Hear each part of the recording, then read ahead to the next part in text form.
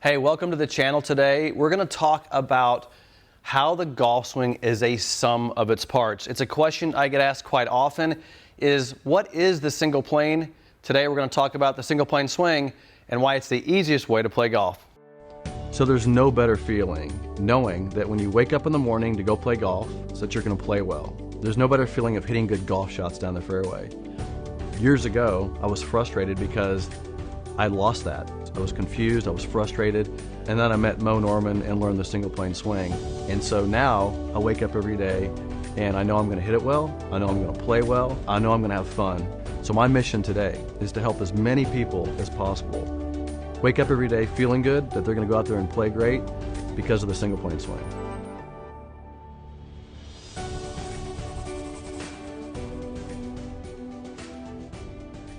All right, so let's just talk about the single plane. I get a lot of questions on the channel that refer to the proper positioning of the hands, and that's the formation of the single plane, is how you grip the club. And I want to let you know there's a lot more to the single plane than just how you put your hands on the club. And by the way, if you want to subscribe to the channel, I usually try to ask and answer all of these questions for you throughout the channel. So go back, become a subscriber, and look at some of the previous videos I've produced, because I try to cover a lot of these questions and answer your single plane questions in these videos.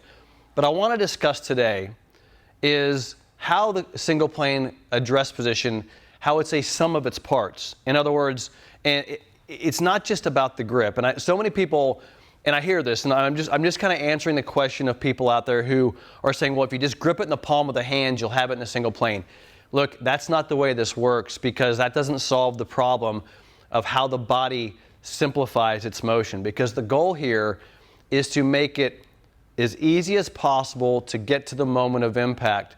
We want to simplify motion. So let me just kind of basically walk you through this. Now, I'm going to do it without a golf club here. Let's just not worry about a golf club. And let's just look at how the body is set up, because my goal here is to teach you. Can you eliminate movement?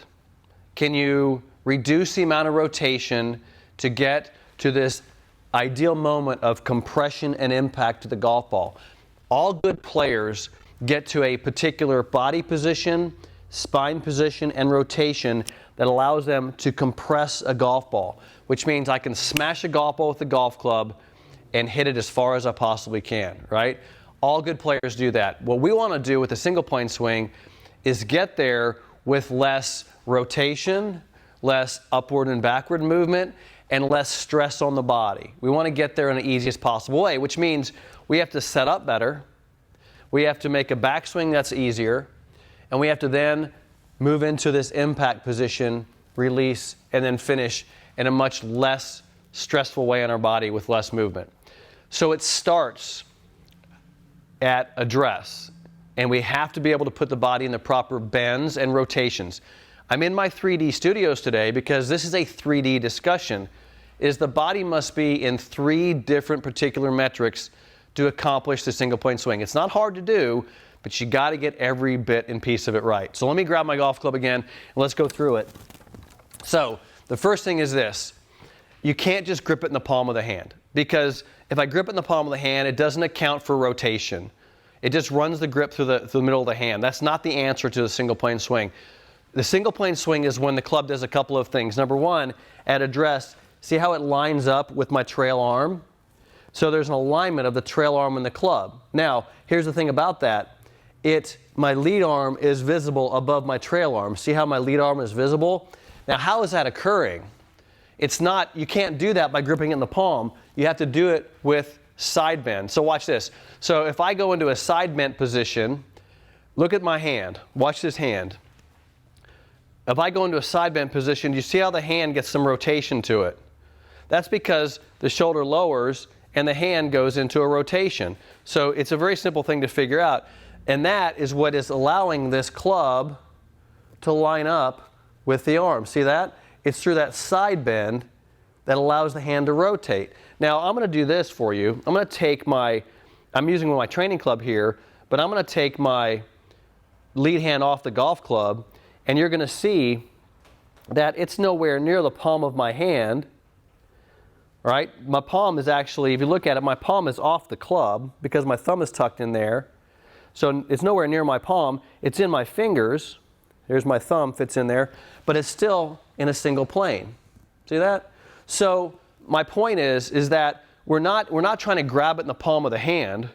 We're trying to get the hand aligned with the proper rotation, which aligns it with the arm. Now, I'm not saying that if you drew an axis through that hand, that it wouldn't go through the palm and then fire through the axis of the club. But what I'm saying here is you don't want the palm directly forced onto that golf club. You want the hand, if you watch Mo grip a golf club, a lot of times his hand came in this way.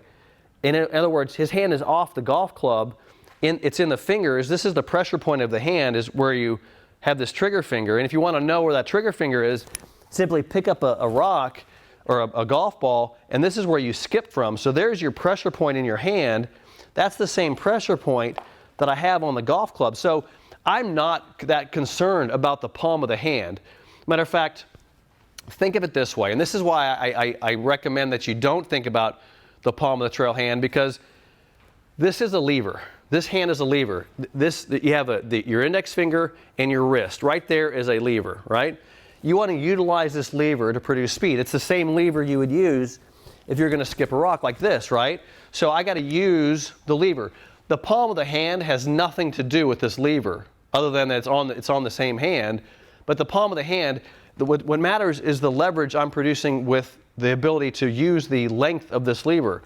So if I want to use this lever, the palm of the hand really is along for the ride. Just like Mo said, his right arm, it straightens and extends. The extension of the lever is what matters here, right? But here's the problem you have. So you know that if you're going to skip a rock, you skip it from the length of the lever, right? What if you were to take that rock and put it in the palm of the hand and try to skip? And the problem with that is you can no longer use the lever. And that's why I don't want you to put pressure on the palm of the trail hand. You're losing the leverage and the speed you can produce with this lever. So it's not about the palm. It's about the rotation of the hand and the tilt of the body that aligns the club into the single plane. So back to the original conversation, what we have to understand is that the single plane swing is a sum of the parts of the body positions in 3D. So let's go through that.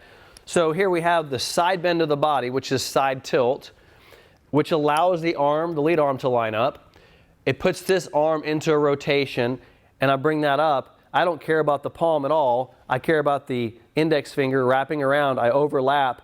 This hand gets put in a neutral position, and now I have the two lines, the line of the lead arm down and the line of the trail arm down, the lead arm above the trail arm. And guess what?